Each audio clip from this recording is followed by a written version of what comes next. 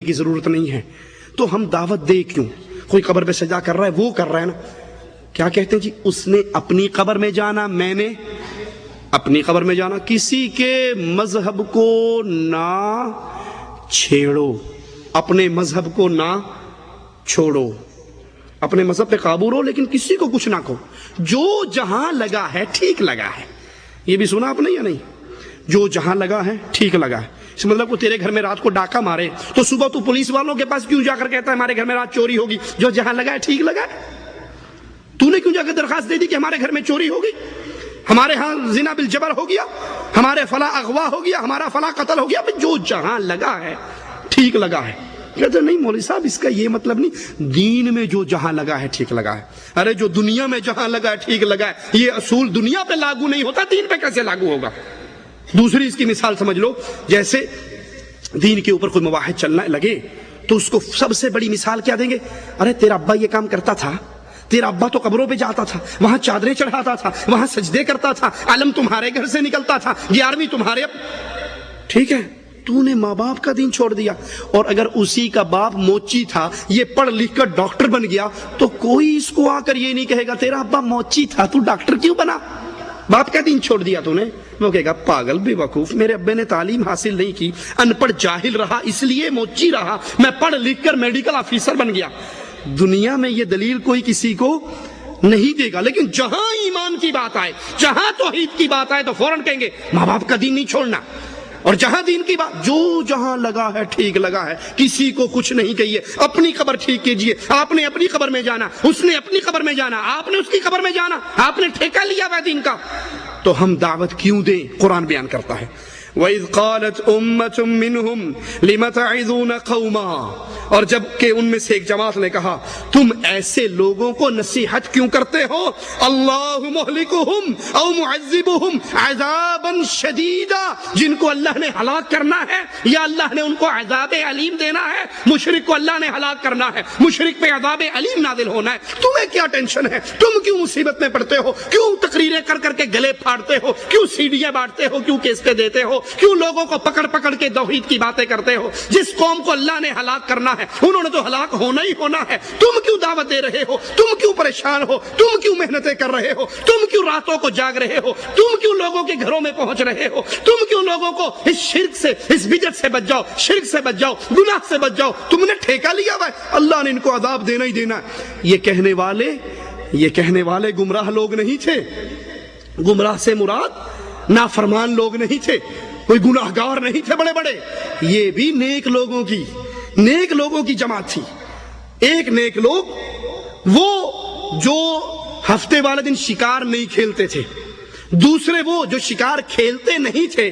لیکن کھیلنے دیتے بھی نہیں تھے، تیسری وہ جو شکار کھیلتی تھی۔ 3 پارٹیاں تھیں۔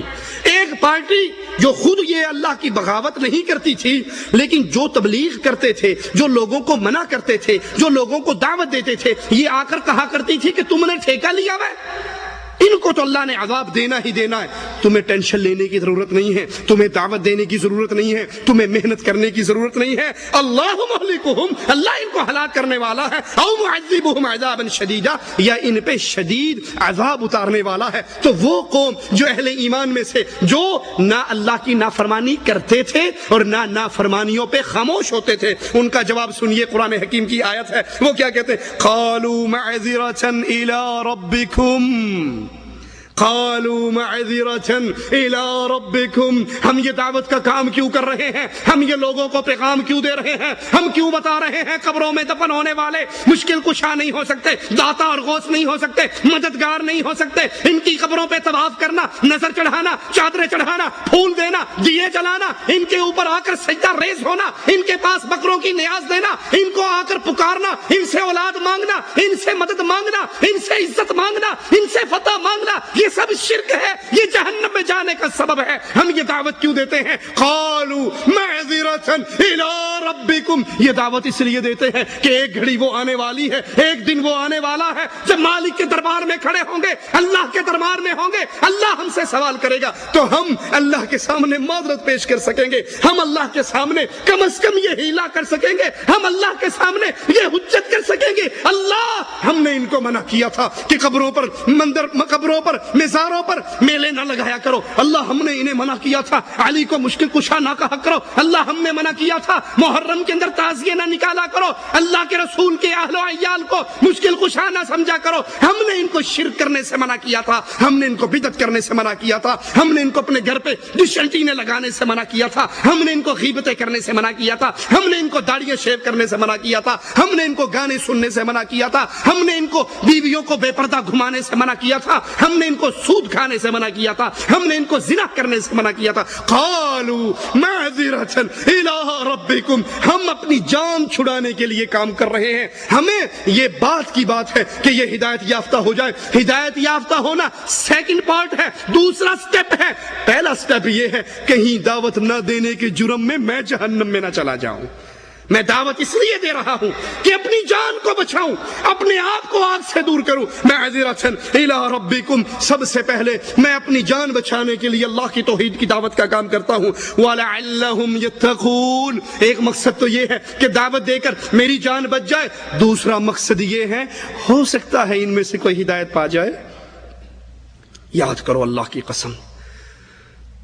علی وجہ البصیرہ یہ بات کہہ رہا ہوں، قیامت کے دن بہت سے لوگ ہوں گے جو نیکوکار ہوں گے، لیکن ہو سکتا ہے گناہگاروں کے ہاتھ ان کے گلے میں ہوں۔ میں جذبات میں آ کر نہیں کہہ رہا، علی وجہ البصیرہ کہہ رہا ہوں، ہو سکتا ہے قیامت کے دن ایسے نیکوکار جن کے گلوں میں مشرکوں کے، بدعتیوں کے، گناہگاروں کے ہاتھ ان کے گریبان کو پکڑے ہوئے اللہ کے دربار میں اپنے حق کا سوال کریں گے، ہو سکتا ہے وہ کہیں اللہ میں اس بندے کا پڑوسی تھا، میرا بچہ رات کو 12 بجے بیمار ہو جاتا، میں اس کو فون کرتا، یہ گاڑی نکال کے آ جاتا اور میرے بچے کو ہسپتال لے جاتا، اللہ میرے بیٹے کی شادی ہوئی یوں لگا جیسے اس کے بیٹے کی شادی ہو رہی ہو، اتنا اس نے ہمارے ساتھ تعاون کیا، اللہ مجھے پیسوں کی ضرورت ہوتی میرا بھائی بن کے مجھے قرضہ دیتا، میرے بچے سکول میں کمزور تھے، اس کی بیوی نے کہا میرے گھر بھیج دیا کرو ٹیوشن، بغیر پیسوں کے میں پڑھا دیا کروں گی، اللہ دنیا کا کوئی مسئلہ نہیں تھا جس میں میرا یہ سپورٹر نہ بنتا ہو، جس میں میرا یہ ساتھی نہ بنتا ہو، لیکن اے اللہ ہمارے گھر سے ہر 11ویں کی تاریخ کو بابے کے نام پہ سبیل لگتی تھی، یہ دیکھتا تھا، اے اللہ اس نے مجھے کبھی منع نہیں کیا، اے اللہ اس نے مجھے کبھی منع نہیں کیا، اس نے میرے سامنے کبھی تیری توحید کی باتیں نہیں کی، دنیا کے ہر مسئلے میں میری مدد کی، لیکن دین کی بات اس نے مجھے کبھی نہیں سنائی اور کبھی نہیں بتائی، مجھے اس سے بدلہ لے کر دے۔ کیا خیال ہے ہمارا اس دربار میں کیا جواب ہوگا؟ کتنے ہی وہ لوگ ہیں جن کی آپ اور میں ہر مسئلے میں مدد کرتے ہیں، لیکن ان کے شرک اکبر کو دیکھ کر، ان کے گناہوں کو دیکھ کر، ان کی خطاؤں کو دیکھ کر، دین اسلام پہ چلنے والی چھریوں کو دیکھ کر ہم اپنے مفادات کے لیے خاموش ہو جاتے ہیں اور ان کو دعوت نہیں دیتے۔ دعوت دینے کا طریقہ کیا ہے؟ سب سے پہلے اپنے اقربا کو، اپنے قریبی رشتہ داروں کو دعوت دیجئے، وَأَنذِرْ عَشِيرَتَكَ الْأَقْرَبِينَ، اب رسول صلی اللہ علیہ وسلم کو اللہ نے یہی کہا کہ اپنے قریبیوں کو دعوت دیجئے، اللہ کے نبی نے اپنے چچا عباس کو، اپنی پھوپھی کو، اپنی بیٹی کو، بنو ہاشم کو، قریشیوں کو، مکے والوں کو، اپنے قریبیوں کو دعوت دی، بیٹی سے کہا بیٹی جو تیرا جی چاہتا ہے میرے مال میں سے لے جا، لیکن عمل کرنا، اگر پکڑی گئی اللہ کے دربار میں تو میں تجھے چھڑا نہیں سکوں گا، میں تیری مدد وہاں پہ نہیں کر سکوں گا۔ فردی دعوت دی جائے، رسول اللہ صلی اللہ علیہ وسلم نے فردی دعوت بھی دی، ایک آدمی کو پکڑ کے بھی دعوت دی، اور اجتماعی دعوت دی جائے، اللہ کے نبی نے اپنے گھر میں بلا کر، گوشت کھلا کر، دودھ پلا کر، ان کی دعوت کر کے، ان کی خاطر مدارت کر کے بھی ان کو دعوت دی۔ اللہ کے نبی صلی اللہ علیہ وسلم نے خطوط اور ایلچی بھی بھیجے، خطوط بھی روانہ کیے، آپ بھی اپنے جن لوگوں سے آپ کے رابطے نہیں ہو سکتے ان تک آپ کا خط کا رسالے کے ذریعے ان کو اللہ کے نبی کی اس دعوت کو پہنچائیے، رسول اللہ صلی اللہ علیہ وسلم کی سیرت کو پہنچائیے۔ اللہ کے نبی نے لشکر بھی روانہ کیے، رسول اللہ صلی اللہ علیہ وسلم نے عورتوں کو بھی دعوت دی، آپ خطبہ ارشاد فرما کے پھر عورتوں کی مقر میں آئے اور ان سے کہا اے عورتوں صدقہ اور خیرات کرو، میں نے اکثریت تمہاری جہنم میں دیکھی۔ ایک عورت کہتی اللہ کے نبی ہماری اکثریت جہنم میں کیوں؟ فرمایا تمہارے اندر 2 برائیاں ہیں، ایک برائی تو یہ ہے تم ناشکری کرتی ہو، خاوند ساری عمر تمہیں کھلاتا پلاتا تمہاری ڈیمانڈیں پوری کرتا رہے، کسی ایک دن اگر یہ بیچارہ تمہیں تمہاری لسٹ پوری کر کے نہ لا کر دے سکے، کوئی چیز تمہیں پرووائیڈ نہ کر سکے، تو پھر ایک دفعہ تمہاری چیز لانے میں اس سے کوتاہی ہو جائے، پچھلے سارے پہ پانی پھیر کے کہتی ہو جدوں دی تیرے گھر آئیاں ایویں ہی رون ڈئی ہیں، میں سکھ نہیں ویکھیا جدوں دی تیرے، پتہ نہیں کیڑا پیڑا وقت سی جدوں میرا تیرا نکاح ہویا سی، کدی میری کوئی شے لے کے دیتی، کبھی کچھ دیا